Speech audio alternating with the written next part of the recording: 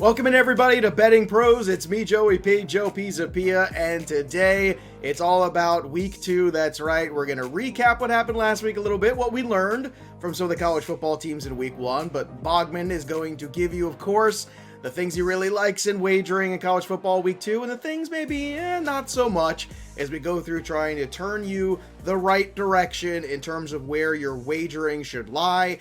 And Scotty Bogman, I got to tell you, my brother, it was a fun week 1. There was definitely some exciting performances there. I did enjoy your boy, Bijan Robinson, and I also practiced very, very hard as I sent you some audio clips of me trying to say the Clemson quarterback's name. I know you appreciate that as well. But at least something happened good for Clemson because that was an ugly game. But Boggs, welcome back, my brother. We are officially in it. How are you feeling after week 1's in the books? It's pronounced DJ. That's how his name is pronounced. Ulangalele. Ulangalele. Ulangalele. So, yeah. I'm getting there. I definitely have a clip of Joe sing-songing DJ's last name there, but I know I butcher it too. So, look, I figure we got 3 more years to figure out how to pronounce his name, right? So, we'll get it right eventually. But, yeah, I mean, look, there was a lot to be learned. The first thing is that it's tough to replace a quarterback unless your name is Alabama. So if you're Alabama, you just go out there and you roll Tide. I mean, you roll right over Miami. It was an absolute destruction. The game was not close, and they looked like they are in midseason form already. The other teams that were having to replace a quarterback, Ohio State, took C.J. Stroud about a half to get rolling. And really after Mo Ibrahim got hurt is when he really got rolling. DJ had a tough game against Georgia. I mean, that was just good defense, but he was rough too. That O-line was rough. DJ Owangalele? Yeah, that's right. And then BYU, who, look, man, I was so mad at BYU. And I was just, U of A looked so horrible last year, and I didn't see it all happening for them in one offseason. And it's not all there, but they are favored in their game this week against San Diego State. They look good. They look good in a neutral site game against BYU, and the game didn't hit the over like I thought, and BYU looked a little lost on offense for a while. So they did pull it together, and Powell scored 3 touchdowns for them, and they look good, but there was a lot of learning, as there always is week 1 of any season of any sport, but college football really smacks you right in the face with it. So it certainly did. Speaking of getting smacked in the face, the one thing I could definitely write home about is that 18 that I was talking about from Alabama on the spread last week was definitely low, and if you jumped on that, you done good, because that number was way too low. And look, it's not an indictment on Miami yet. Like, let's see what Miami does. I mean, Alabama smashed Ohio State in the national title game. Right. So. Well, and I think what's just so stunning is the conversation we had, which is last week we talked about how so many starters gone, all this stuff, and it's just like we got to get used to the fact like they are just a factory. They're going to turn it around. Penn State barely escaped with their life there, and it was good to see at least Michigan get off to a good start there. No worries for Harbaugh in week 1 at least. That was the game that I was just we were trolling last week a little bit, and I mean, some fun with Washington losing to Montana was just unbelievable. I mean, that was ridiculous and sad, and any word you want to use to describe that, but they got a chance to make up for it this week against Michigan. So that'll be a fun one. All right, well, let's kick things off here. These are the games, the national games that Bogman has outlined that he likes in terms of wagering. So let's kick things off here with Oregon going to Ohio State. 3rd-ranked Ohio State. OSU is favored by 14.5 in this one. The over-under is 63.5. So Boggs, take us through Ohio State, Oregon. Yeah, I mean, I like Ohio State in this game, and it's because one of the best players in this game, Kayvon Thibodeau, he's questionable. He could give it a go, but it looks like a pretty bad ankle sprain that he had, and I don't really like his odds of playing. And if he does play, then I'm assuming he's going to be on a pitch count or at least limited physically in what he's going to be able to do. It took Ohio State a bit to get going against Minnesota, like we mentioned before, but Stroud had some really big time throws, And I think that this one is going to go in Ohio State's favor going away at the end of the game. I just don't really like what Anthony Brown was showing on offense specifically for Oregon. So I don't think they're going to be able to keep pace with Ohio State, which the one thing we know Ohio State's going to do is score. So they will put points on the board. So I like them. And I think I lean more towards the under here because it is 63.5. It's a big one, but I like OSU minus 14.5. All right, let's move on to the next one here. Florida, 13th ranked Florida is going to travel going against USF. University of Florida is favored by 28. Pretty big number there, as one would imagine, especially after USF getting beat down last week by NC State. The number is 58 for the over-under. So, Boggs, do you think that the 28 is too big or just right? I think it's probably about – it might be low, to be honest. I like Florida. And look, I might get caught here because last week I bet Florida and they did not pan out, right? But South Florida is one of the worst teams in college football right now. They got obliterated by North Carolina State, and North Carolina State's a good squad, but they ain't Florida. Florida is very, very good. And, of course, they're replacing Kyle Trask with another talented quarterback named Emory Jones, who I really, really like. And, look, the public is betting on South Florida heavily. I think it's 75% of bets have been placed on South Florida. I just can't roll with them, man. Cade Fortin is not great. The defense is sus. I don't like anything coming out of there right now. So I think Florida wins this one going away. Look, I know sometimes it takes a little bit for these teams to get rolling, and week one was a little bit of a disappointment, but they scored, I think it was 21 points in the fourth quarter or the second half for Florida, and I just think they're going to build on that momentum.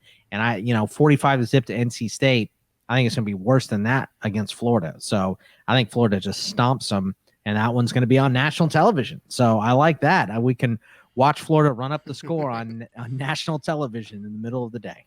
Like a national television stomping. Yeah, that's always a good time, right? That's always good. Get you some recruits. Yeah, but not so much for the other team. All right, Texas A&M, 5th rank, is going to go to Colorado. Texas A&M is favored by 17. The over-under in this one is 52. Colorado worked over Northern Colorado last week. So what are your thoughts here in this one as Texas A&M looks to get out of the gate here strong again? Yeah, and look, I think looking at this game, you see the stats from last week and you go, well, Texas A&M didn't really stop the run from Kent State. They got run on a little bit, 226 yards, but that 226 yards from Kent State, who I think is much better than Colorado, netted them 10 points, right? And this is a road game, and I understand that, but you got to also take into context Colorado's opponent last week was Northern Colorado. So I'm just not, I don't care what they did. They're going to have to pass to come back against Texas A&M, and that's what got Kent State. And Kent State has one of the best quarterbacks in the country in Dustin Crum. He was good enough to go 12 for 26 for 89 yards, no touchdowns, and 2 picks. And I think he has 8 picks in his college career. So Texas A&M wiped the floor with Kent State. I think they're going to go into Colorado and just obliterate the Buffs. I don't think this line is big enough. I think A&M wins this going away, and it disgusts me to say that as a Longhorns fan, but I'll go where the money takes me, Joe. That's what you always got to follow the money train. Speaking of quarterback play, after week one, who do you think was the most impressive quarterback that you saw out there?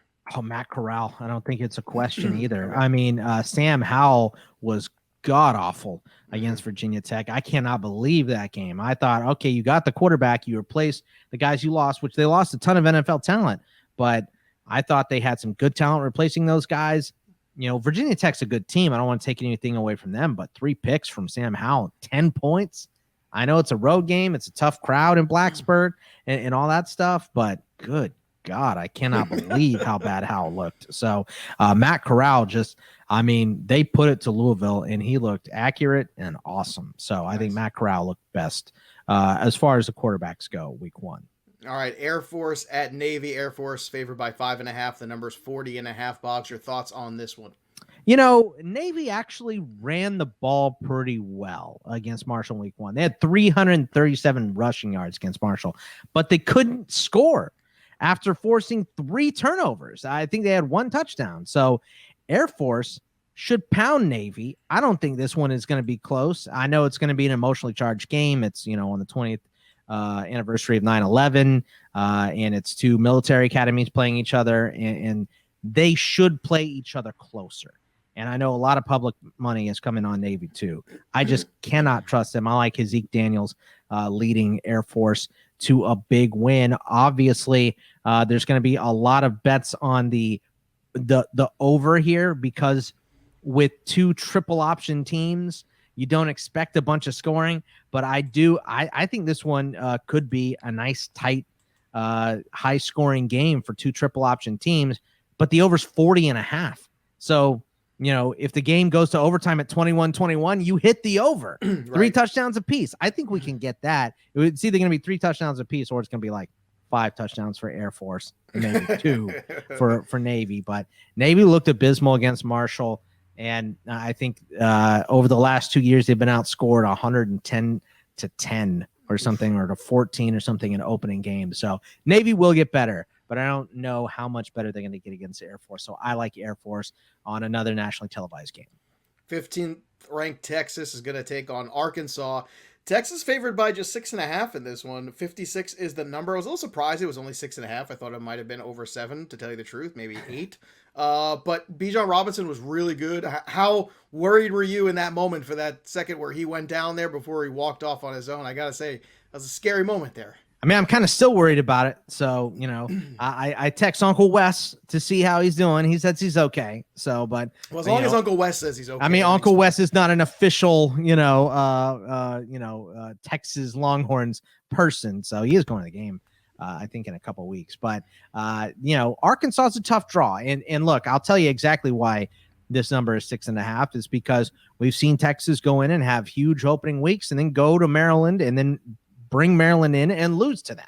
So, this kind of feels Marylandish to me. It's a out of conference team that's probably better than a lot of people give them credit to. I mean, Arkansas didn't look great against Rice. Rice was leading in the first half, but they turned it on. Another team replacing a quarterback here. Felipe Frank's gone. So, KJ Jefferson stepping up for him. So look, I think that this game should not be a traditional Texas, overlook. I don't think you can overlook anyone anymore. So I think when you're Texas and you've been mediocre for so long, you have to take Arkansas, serious. And they're going to Fayetteville. This is a road game for them too. So I think that they are going to stomp Arkansas.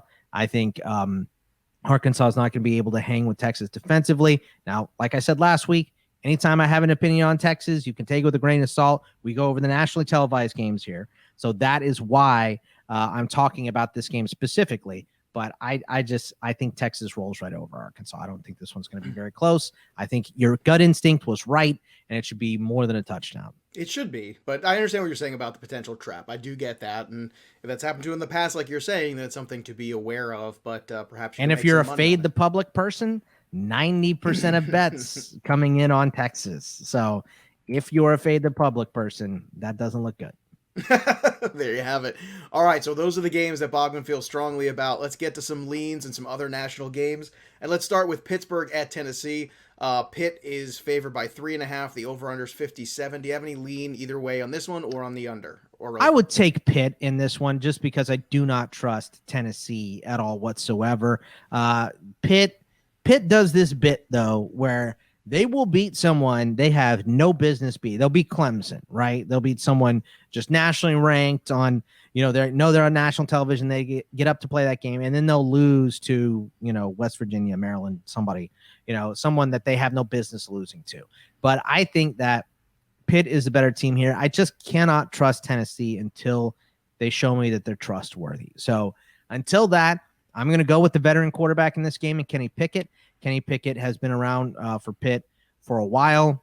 And my buddy Nick on CFB Winning Edge always talks about how if it's first and goal from the 1, Kenny Pickett is taking it in. Whether he makes it or not, I don't know. But it will be 4 Kenny Pickett runs up the gut every single time. The kid is gritty. He's a leader. And I like him going into Tennessee to upset the Volunteers. That's wouldn't be an upset because Pitt is favored in this game. Yeah, I was gonna say, yeah, they are. Iowa 10th ranked against Iowa State, ranked number 9. Iowa State University favored by 4.5. The number is 46. Boggs, your thoughts on this one? Man, see this one.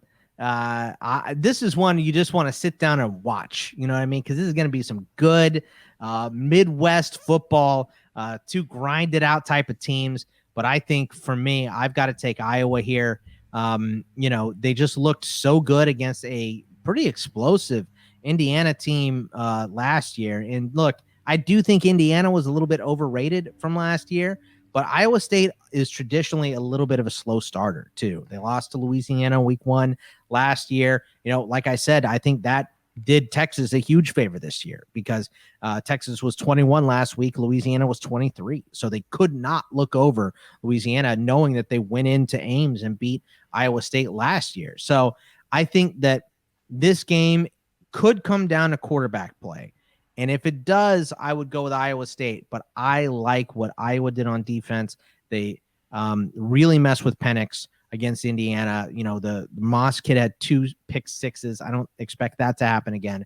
But I do think that they're going to hold their weight in this game. And if it comes down to a field goal and you're on the Iowa side, you still win this because it's Iowa State by 4.5.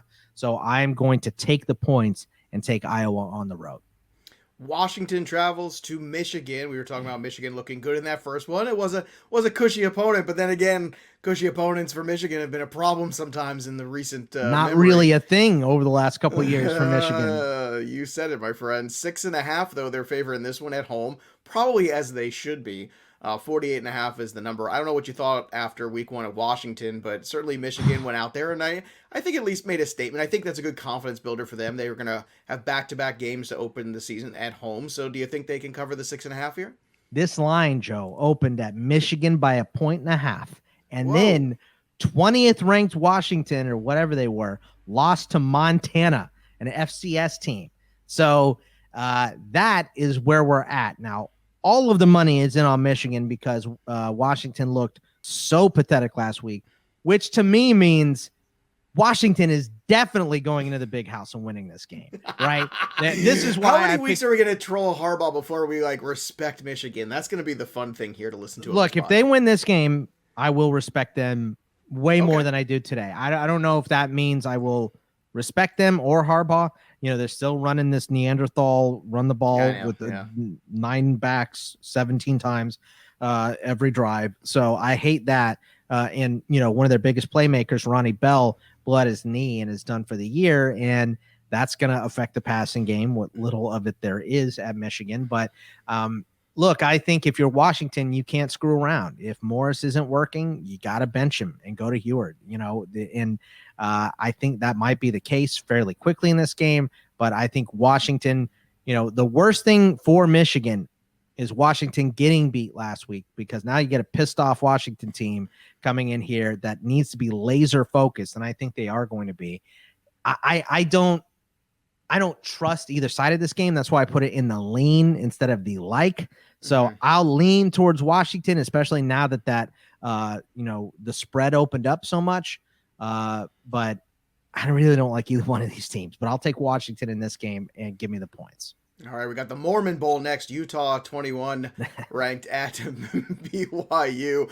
Utah -7. The number is 49. So I'm surprised actually you put this one even in the lean. So talk to me about Utah and BYU. I know you like what you saw last week at a BYU, you said. So no, I didn't like what I saw. Oh, you didn't like what That's you saw. right, because U of A looked good against BYU. So, but I tell you what, Utah had a tough time against Weber State or whoever they were playing at some FCS school. They had a problem getting rolling a little bit. But I think in this game, this is the worst one of the week for me as far as the nationally televised games go. So I'm going to go ahead. I'm going to go back to BYU. They did get it back on track a little bit in the second half, and they're getting points here at home against Utah.